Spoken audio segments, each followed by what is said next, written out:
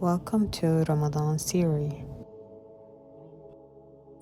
How can someone stay productive while fasting? Scheduling is the best and the most productive.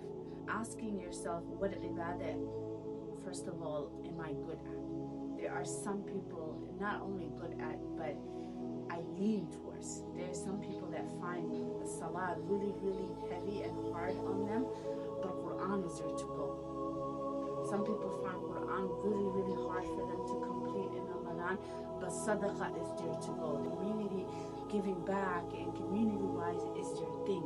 So finding your thing that you lean towards in the month of Ramadan and then capitalizing on that, putting a lot of emphasis on it.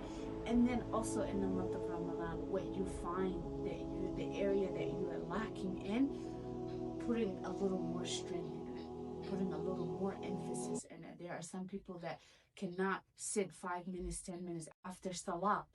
So what is it? And then keening into it, but also picking up on this is what I'm good at in the month of Ramadan.